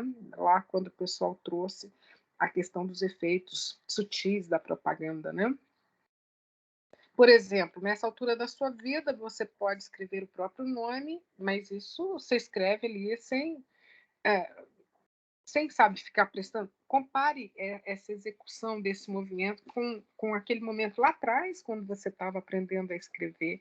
E os exemplos vários que eu dei na aula passada foi com dirigir, né? Se você compara o seu desempenho hoje de dirigir com aquele momento em que você aprende, onde você é muito consciente do seu próprio corpo executando aqueles movimentos, né? Agora não é mais um caso, né? Um outro exemplo é em relação à linguagem, né? Quando você está aprendendo uma língua, nova língua, você é muito consciente, né? Você fica preocupado assim, poxa, qual que é a palavra que eu uso para descrever isso? Qual é a regra gramatical que eu vou usar aqui para, né, imprimir coerência a essa frase? Mas em relação à sua língua nativa, você já não se ocupa mais, né, desse tipo de pensamento, né? Já é automático esse processamento linguístico, né? Então, tem uma diferença aí, embora haja uma sobreposição. A atenção consciente serve a 3 propósitos, né? Ela monitora as interações do indivíduo com o ambiente, ela ajuda as pessoas a estabelecerem uma relação com o passado, através das nossas lembranças, e o presente, através das nossas sensações, para dar um sentido de continuidade, né? Que pode servir até como base para a nossa identidade pessoal. Então, quem sou eu, né? Tem que fazer essas conexões. E a atenção ajuda no planejamento e controle das ações. Então, a atenção está muito associada às chamadas funções executivas, né? Que tem muito a ver com o processamento nessa área frontal do cérebro, né? Para quem já estudou aí as chamadas funções executivas, a atenção aí é uma das medidas clássicas, né, dessa questão das funções executivas, né? Gente, eu estou indo meio acelerado, assim, porque eu já falei muita coisa, mas se alguém tiver alguma dúvida, pode me interromper, tá? Aí, veja bem, quando eu falo de um processamento pré-consciente, quer dizer, antes, né, que eu tenha consciência, você tem ali informações disponíveis para um processamento cognitivo, mas que estão fora da consciência. Portanto, que existem naquele nível pré-consciente, ou seja, anterior à consciência, né? E essas informações pré-conscientes, elas incluem, por exemplo, recordações armazenadas que não estão sendo usadas em um determinado momento, mas que podem ser necessárias, né, acessadas quando necessário, né? Então, assim, aquela informação que eu posso ativar, mas que não está na minha consciência agora, portanto, ela é anterior à minha consciência, né? Então, por exemplo, o indivíduo ele pode se lembrar de como é o próprio quarto, mas ele não fica pensando conscientemente a respeito daquele quarto. E aqui a gente tem já uma sinalização da relação de memória com atenção. Memória é o nosso próximo assunto, né? Mas memória depende muito de atenção. Então, o que eu me lembro? Muito em função daquilo que eu prestei atenção. Eu vou recuperar depois essa relação mais adiante, quando a gente falar de memória. Bom, um desses aspectos, vocês sabem que, bom, alguém sabe o que é priming? Eu vi um pouco na aula de social, professora, mas não sei se eu estou muito confiante. Alguém já viu esse conceito por aí? É quando você tem um estímulo, um primeiro estímulo que vai te dar uma informação e, bom, a Joyce já definiu um gatilho mental. Adorei. E no chat, né? E aí depois, num segundo estímulo, você vai ser influenciado para a leitura desse estímulo a partir da apresentação do primeiro. Uhum. O priming, ele é muito estudado no contexto, assim, muito na psicologia cognitiva, a gente vê muito o efeito do priming, tanto no campo da percepção, da atenção, mas muito no campo de memória, né? Eu vou dar um exemplo para vocês lá em memória e depois a gente volta aqui a esse slide, né? Vamos imaginar o seguinte: uma forma de investigar a memória é adotar os chamados testes implícitos. O que é um teste implícito? É uma testagem da memória onde você não informa a pessoa que a memória dela vai ser testada. Você dá outra desculpa, você dá uma outra instrução. Por exemplo, você pode dizer assim para a pessoa: olha, a gente vai fazer um estudo aqui para avaliar a sua fluência verbal, tá? E aí você dá um texto para essa pessoa, dá um texto para ela ler, tá? E aí, supostamente, esse seria um teste de fluência verbal. Mas aí o que você faz? Você dá uma tarefa na sequência, onde existem palavras incompletas, fragmentos de palavras, e ela tem que completar essas palavras, né? E aí o que vai acontecer? Por exemplo, vamos supor que uma palavra a ser completada seja... mas eu estou falando em termos de prime no contexto de memória, né? Você tem a palavra, o fragmento traço A, traço A. O que pode ser, gente? Entendendo? Ela tem que completar o fragmento, a palavra com os fragmentos traço, ou seja, tem que ter uma palavra aí, A, traço, A. O que pode ser? Ana. Não, não é Ana, porque é uma palavra com 4 letras. Ai, desculpa. A. Oi? Casa. Casa, o que mais? Pata. Pata, faca, lata, mata, nata. Não é isso? Pode ser N coisas. Mas o que eles observam? Que lá no estudo de memória, que a pessoa tende a completar esses fragmentos com palavras que ela viu no texto anteriormente. Então, por isso que esse é um teste de memória implícita, né? Ou seja, um efeito sobre a memória que passa, que não é consciente.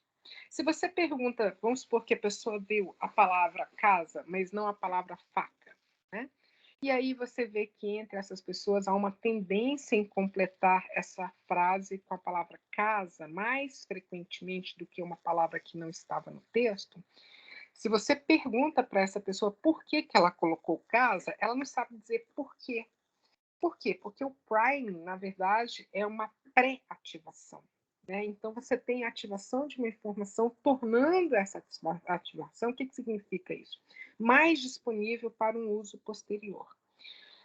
Nesse caso aqui, o priming, né, é definido como você reconhece um determinado estímulo, né, mas esse reconhecimento é afetado, né, pela apresentação anterior desse estímulo. Só que isso nem sempre é consciente, a exemplo desse relato, desse procedimento de memória que eu relatei anteriormente. Então, a pessoa coloca casa porque ela viu casa, mas ela não tem consciência de ter escrito casa porque ela viu casa. Entenderam isso? Porque há esse priming, há essa pré-ativação da informação. Então, isso você pode promover priming, por exemplo, a partir da propaganda. né? Você vai e apresenta uma informação e aí você torna aquela pessoa mais susceptível, digamos assim, né, ao reconhecimento desse estímulo em um momento posterior, né? Aqui alguns exemplos, né? Por exemplo, alguém esteja lhe dizendo o quanto gosta de ver televisão desde que comprou o exemplo antigo, né? Desde que comprou uma antena parabólica. Esse já é obsoleto, mas enfim. Aí ele faz um discurso sobre as vantagens desse tipo de antena. Mais tarde, você ouve a palavra antena e provavelmente pensa que se trata de uma parabólica e não de uma antena, né, comum de televisão. E isso por quê? Porque você ouviu a palavra parabólica e isso faz com que você pense em uma antena parabólica e não em um outro tipo de antena, né? Uma aplicação interessante do priming auditivo foi utilizada com pacientes sob efeito de anestesia, né? É aquela grande questão, a pessoa está sob efeito de anestesia geral, quão consciente ela está do mundo, né? E aí, o que eles fizeram? Enquanto esses pacientes estavam anestesiados, listas de palavras foram apresentadas a esses pacientes, que depois de acordados deveriam responder sim ou não e completar as palavras dos radicais que ouviram. Aí os pacientes responderam as perguntas de sim ou não ao acaso e não relataram conhecimento consciente das palavras que foram apresentadas para eles. Mas, entretanto, nessa tarefa de completar palavras a partir de radicais, os pacientes, né, demonstraram evidência de priming, pois completavam frequentemente as palavras cujos radicais foram apresentados enquanto eles estavam sob efeito da anestesia. Quer dizer, muito parecido. Isso aqui é um caso de memória implícita, né? Uma variante aí de um estudo de memória implícita, né? Então, você pode se lembrar de muitas coisas sem ter consciência da origem dessa informação, né? E aí você tem a ocorrência de um priming. Isso pode afetar completamente as suas escolhas, o seu comportamento, o seu julgamento, sem que você tenha qualquer consciência consciente. Isso pode ser redundante, mas no inglês existe essa frase, né, que eu acho maravilhosa, sem ter qualquer consciência consciente do porquê que você está fazendo essa escolha. Né? Por quê? Porque subjacente a isso existem os chamados processos, né, não conscientes. Beleza, gente? Alguma dúvida? Beleza. Bom, e aí existem vários fenômenos fora da consciência, né? Como, por exemplo, da ponta da língua, né? Aquela sensação de que a palavra está aqui quase caindo, né? Por isso que está na ponta da língua e você não consegue lembrar, né? Mas você sabe, né, que ela está aqui quase caindo, né? Tem muita gente que estuda isso, né? De novo, quando a gente for falar de memória, a gente vai ver um pouco sobre isso, né? Principalmente falando de memória de trabalho. Mas é muito interessante, né? Esse é um fenômeno universal, né? Varia conforme a idade, né, e a dificuldade da pergunta. Adultos mais velhos apresentam mais experiências na ponta da língua do que os adultos jovens. São dados empíricos, né? E aí a ideia é que o córtex anterior e os córtices pré-frontais singulados anteriores são acionados quando alguém vivencia essa experiência da ponta da língua. Então, experimentalmente, as pessoas conseguem induzir esse fenômeno. Tem vários estudos, até o Schachter relata alguns muito interessantes, né? E aqui eu já falei sobre isso.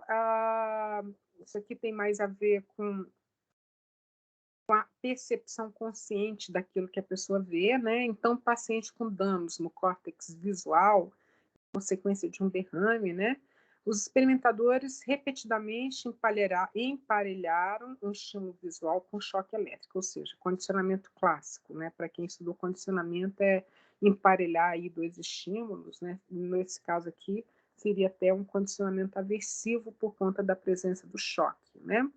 Após inúmeros pares de estímulos emparelhados, claro, né, o paciente começou a demonstrar medo sempre que o estímulo visual era apresentado. Deu-se aí, portanto, o condicionamento, né, esse condicionamento com resposta emocional condicionada, né? Por conta... gente, eu estou falando meio rápido, mas vocês sabem o que é condicionamento, né? Quem não sabe?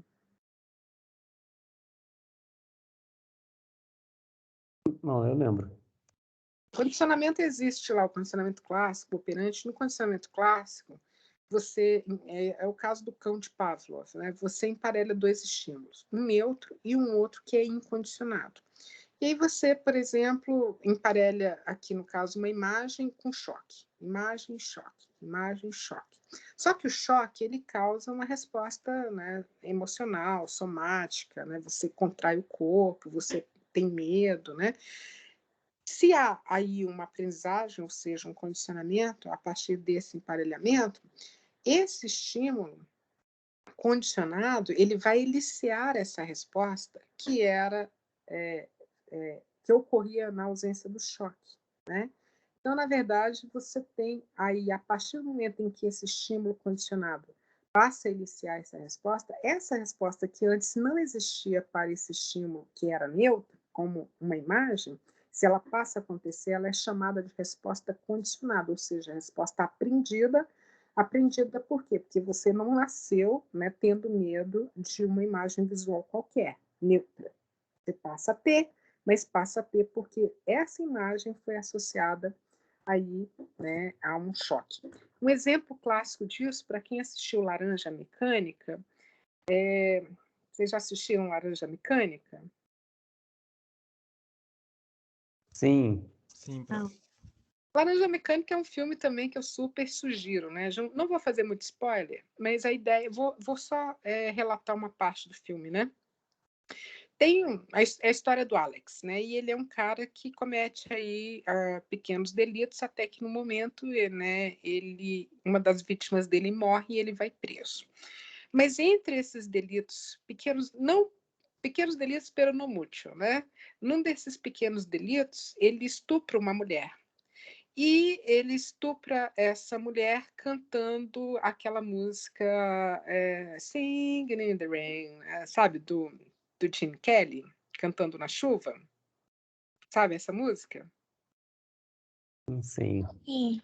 Enquanto estupra a mulher, né, quer dizer, enquanto ele bate no marido dela, ele canta essa música, né? Chutando o velhinho lá, ele vai cantando essa música, né?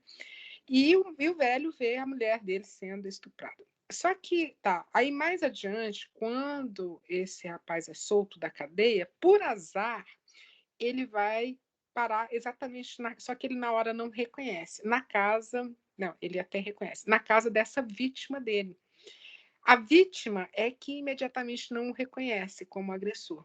Só que, olha só, ele esquece que ele tinha cantado essa música, ele vai tomar banho, e lá na banheira ele começa a cantar a mesma música que ele cantou enquanto agrediu o senhor.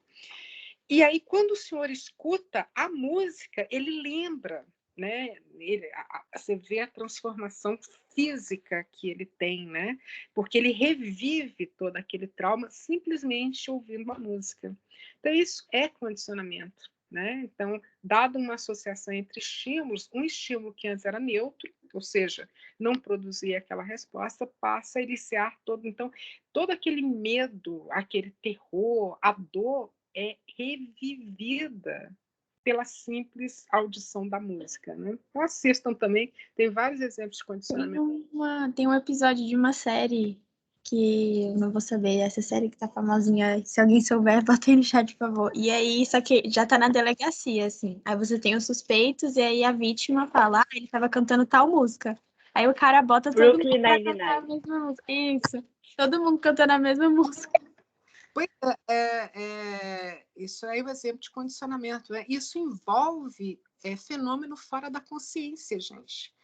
Vou dar só um exemplo, é o último, porque o nosso tempo já estourou, até eu depois tenho uma questão rápida para vocês. Quando eu estava no mestrado, eu me lembro de um professor relatar um caso muito interessante de condicionamento clássico, em que uma paciente chegou ao consultório porque ela tinha fobia do cheiro da grama cortada. Era só ela sentir aquele cheiro da grama cortada, ela surtava.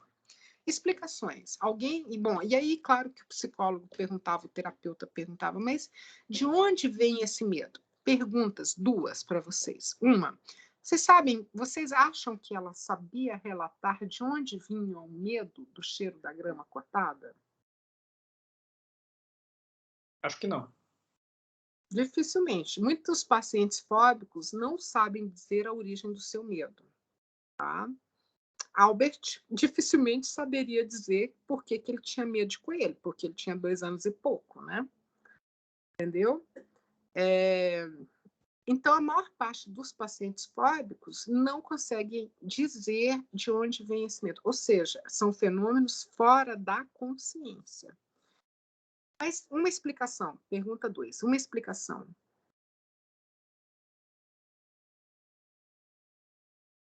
Alguma trauma que foi bloqueada pela memória? Bom, uma das explicações e que depois se mostrou verdadeira, né, com o acompanhamento dessa paciente, é que é isso que está sendo relatado aqui.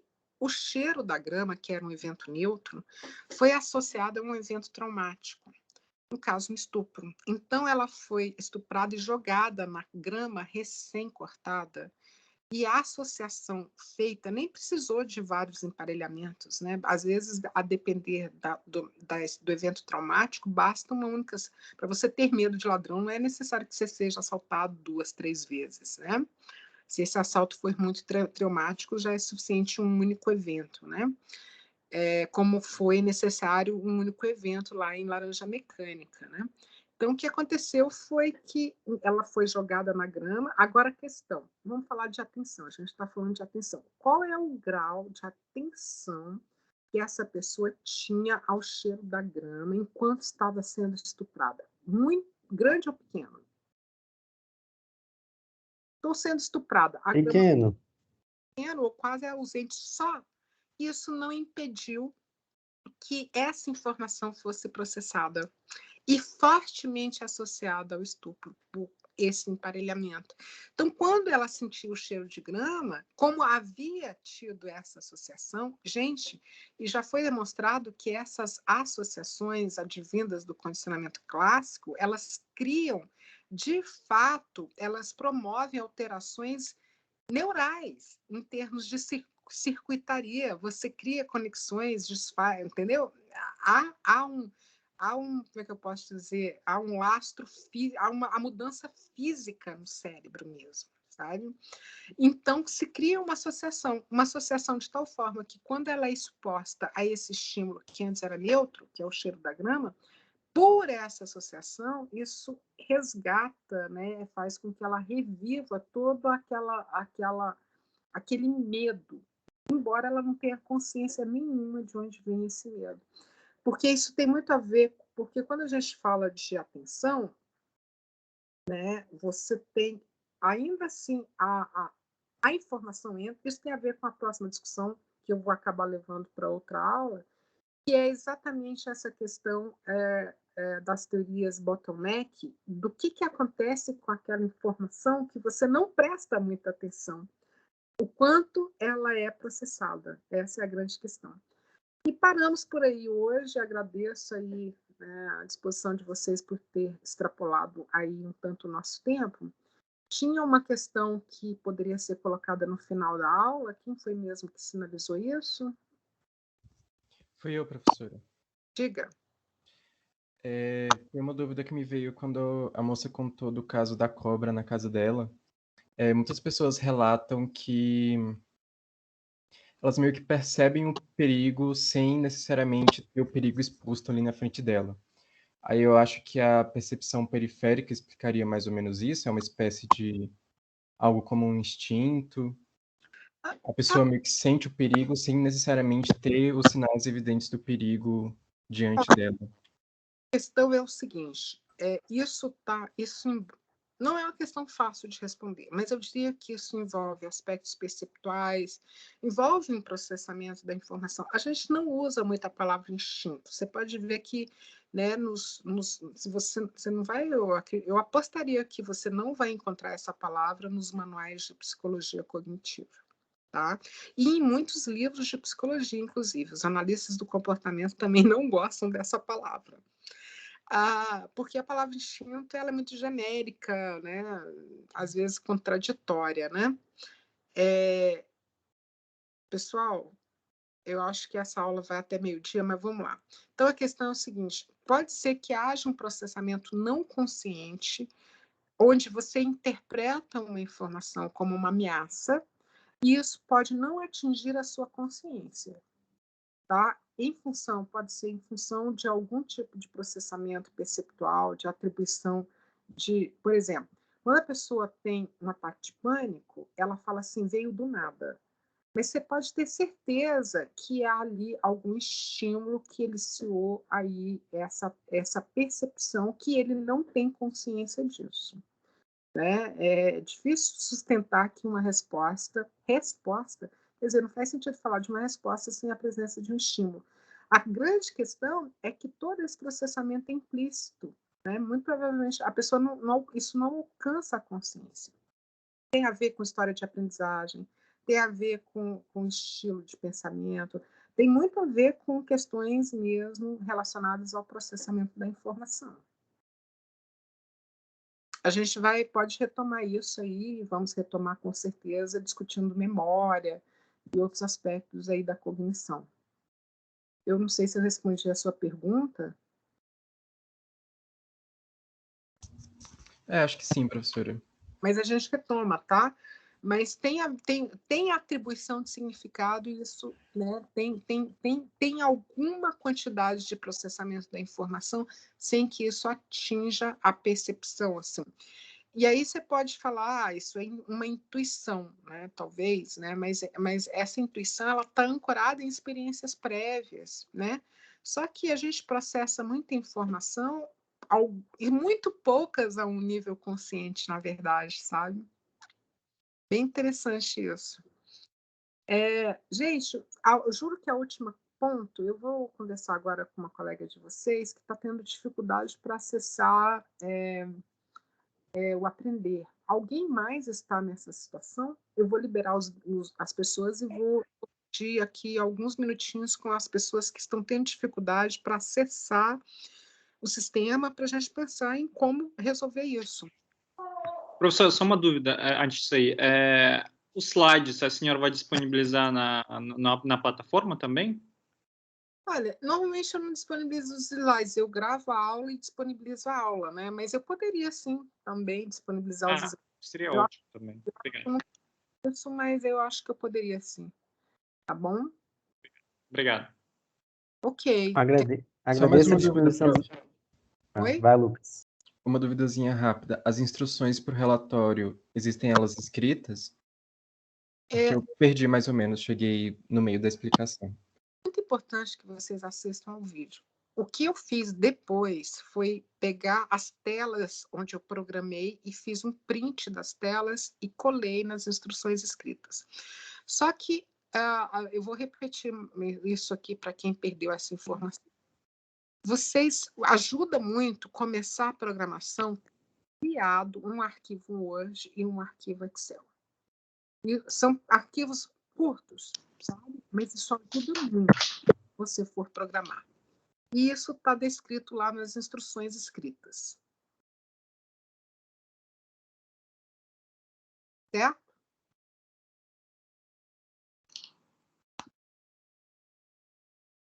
Ok, gente? Ok, prof. Obrigado. Ótimo. Okay. E para a semana que vem a gente tem que preparar esses dois documentos, né? Uma tabelinha de Excel e do Word, né? Na verdade, o ideal seria que até a semana que vem vocês já tivessem tentado programar o experimento. E aí eu estou, né, dando para vocês a semana que vem toda para vocês fazerem essa tentativa e para vocês irem me dando feedback se vocês estão tendo dificuldade, se conseguiram baixar, se não conseguiram baixar, tá? Se conseguiram fazer essa programação, porque assim, gente, esse exercício, se você... eu acho que talvez não tome mais de 2 horas do seu tempo, de verdade. Então, acho que é perfeitamente factível esse exercício ao longo da semana que vem, sabe? Para que depois ninguém fique assim lá na frente, assim, mas até hoje eu não consegui baixar o programa. Então, eu já queria ver se vocês tiveram alguma dificuldade nesse sentido. Bom, fundamental que vocês acessem lá as instruções. Gente, então, eu vou liberar vocês, me despeço dos demais aqui, peço que fiquem aqui, né? Somente as pessoas que estão tendo alguma dificuldade de acesso, para a gente ver o que a gente pode fazer para contornar esse problema, tá bom? Então, bom final de semana para vocês, tenham aí um bom dia, né? Ainda um bom dia e um bom final de semana e até semana que vem. Até, professora. Eu vou parar a gravação.